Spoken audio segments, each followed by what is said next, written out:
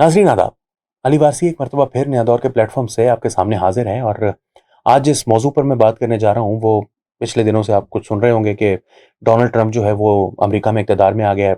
ये तो फ़ाशिस्ट है, पॉपुलिस्ट है और लोग जो हैं वो इसके खिलाफ हो जाएँगे। ये अमेरिका को बर्बाद कर देगा, इसकी जो पॉलिसीज़ हैं वो अमेरिका की डेमोक्रेसी को तबाह कर देंगी और अमेरिका जो है वो बतदरीज एक मतलब उसके ऊपर ज़वाल आ जाएगा। मैं उस तरह से ज़वाल नहीं लाने का कायल, मेरा नहीं ख़्याल कि इस तरह ज़वाल आते हैं मुल्कों के ऊपर।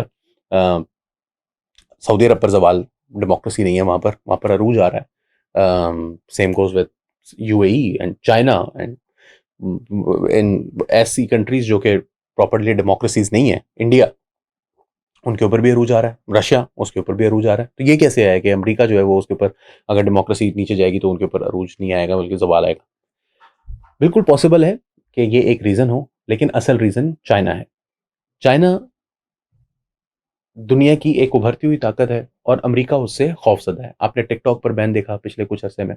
आपने अब अमेरिका में ट्रंप की जो पॉपुलैरिटी है, उसकी एक वजह ये है कि जो बिग टेक है, इलॉन मस्क को आपने देखा कि वो मेगा का हैट पहन के पागलों की तरह जंपे मार रहा था ट्रंप की रैली में।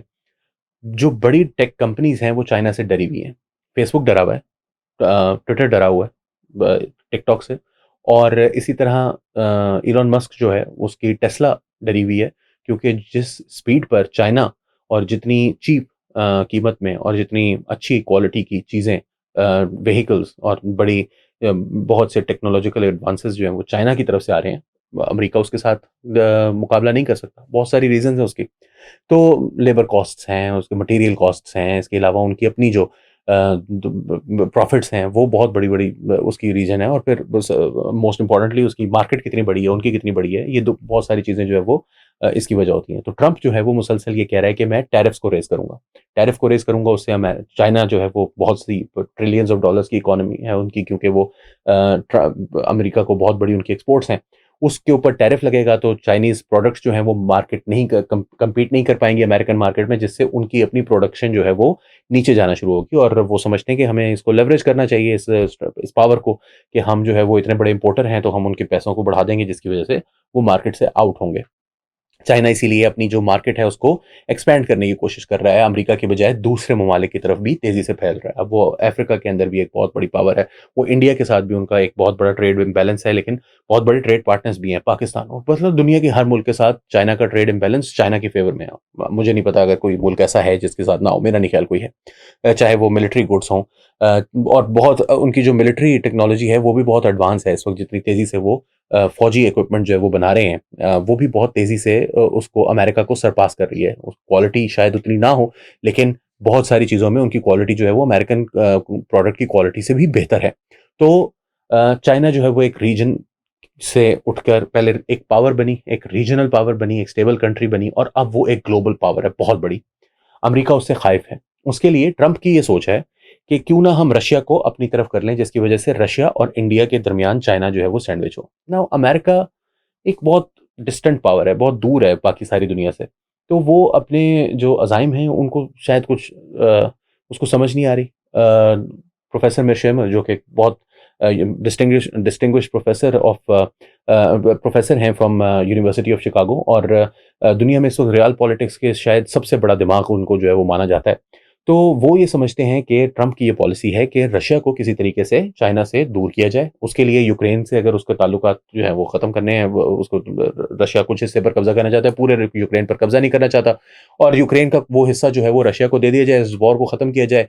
यूक्रेन उससे लड़े ना, यूक्रेन को पैसे देना अमेरिका बंद कर दे, अमेरिका की अपनी इन्फ्लेशन जो है वो भी काबू में आएगी और साथ जो है वो जो रशिया से हमारे ताल्लुकात भी कुछ बेहतर होंगे। लेकिन रशिया को हम एक्सपैंड करवा रहे हैं तो उससे होगा क्या?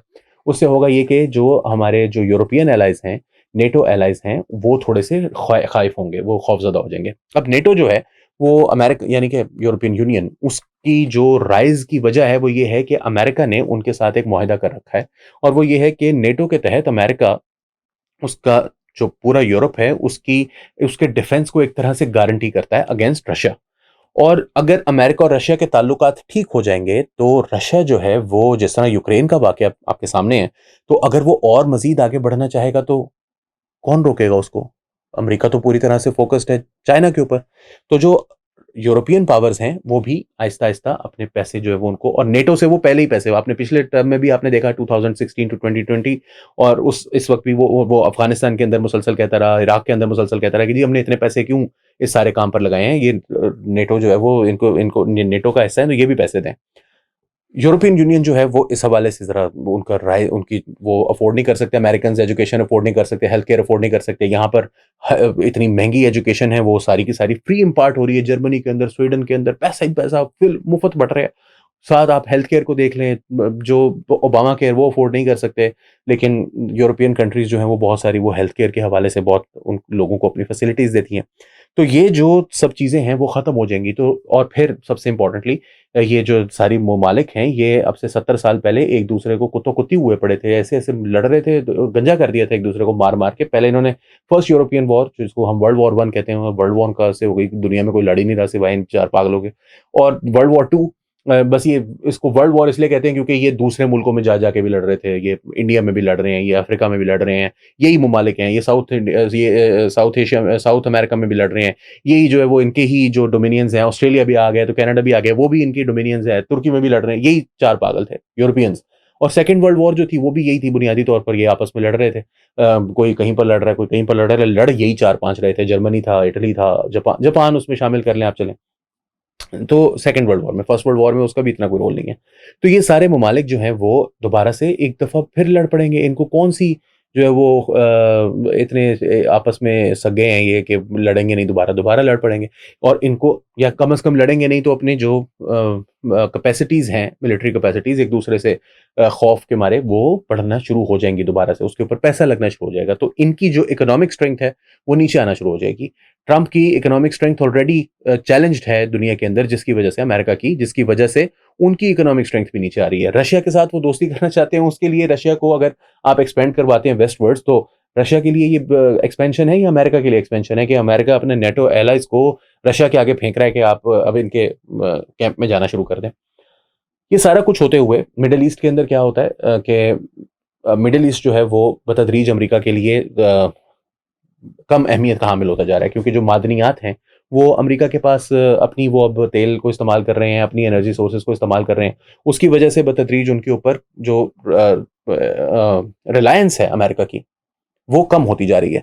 और ये जो रिलायंस कम होना है उसकी वजह से इसराइल जो है वो भी उनके लिए बतदरीज एक समझ लीजिए कि एक जो है एक लायबिलिटी बनता जा रहा है। मैं रिलायबिलिटी लफ्ज़ आया जा रहा था मेरे मुंह में, वो चेंज कर, लायबिलिटी बनता जा रहा है, और वो लायबिलिटी को से जान छुड़ाना चाहते हैं। इसीलिए वो कह रहे हैं कि भाई इसकी सऊदी अरब से दोस्ती कराओ, इसकी यूएई से दोस्ती कराओ, इसकी कतर से दोस्ती करवाओ, इसकी बाकी सबसे दोस्ती करा के इससे जो है ना वो इस मसले से बाहर निकले हम। और उसके लिए वो पूरी कोशिश कर रहे हैं, वो अब्राहम अकॉर्ड्स करवाते हैं। लेकिन दूसरी तरफ को भी पता है, उनको अच्छी तरह पता है कि ये कुछ साल हैं मुश्किल के निकालने वाले, उसके बाद ये भाग रहा है यहाँ से, अमेरिका भी और इसराइल की, फिर हम निबड़ लेंगे इसके साथ।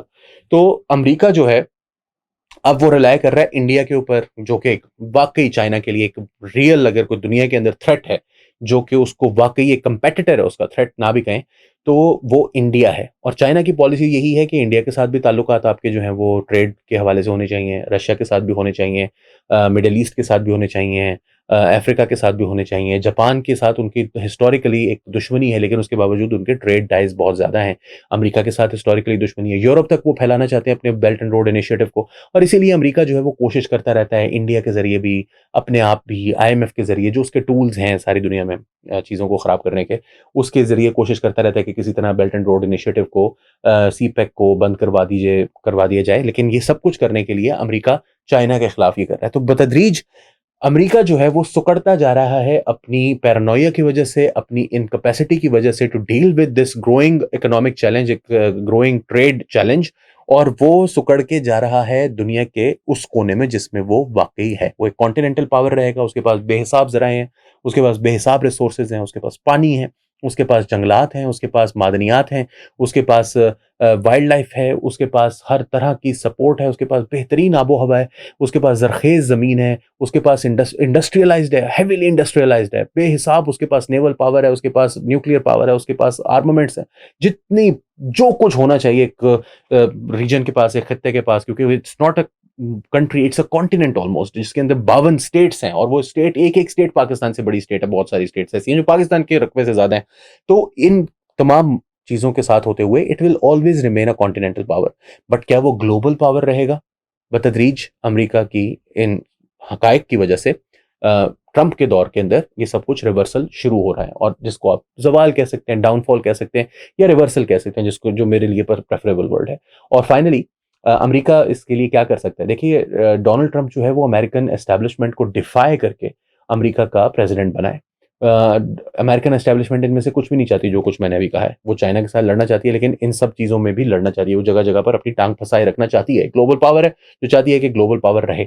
लेकिन ट्रंप आ गया है, और अगले 3 महीने में अगर वो इसराइल के अंदर घुस नहीं जाते, ईरान के अंदर कुछ उल्टा सीधा नहीं कर देते, सिर्फ इस नीयत की खातिर, सिर्फ इस नीयत से कि किसी तरीके से अमेरिका जो है वो एक ऐसी सूरत हाल में फंस जाए कि डोनाल्ड ट्रंप के रहते वो वापस ना निकल सके, अपनी फौज को एन इनएक्सट्रिकेबल किस्म के एक कॉन्फ्लिक्ट के अंदर जो है वो फंसाकर अगर नहीं जाता बाइडेन, तो ये रिवर्सल जो है वो 100% शुरू हो गया है। और उस सूरत में भी यू नेवर नो, बिकॉज हो सकता है कि वो डाउनफॉल को ज्यादा तेज कर दे, एक्सपेडाइट कर दे।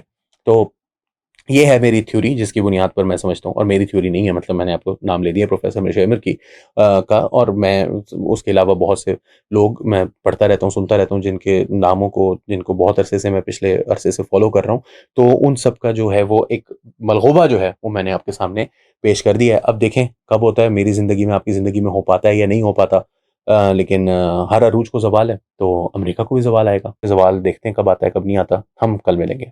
अली वारसी को इजाज़त दीजिए। आदाब।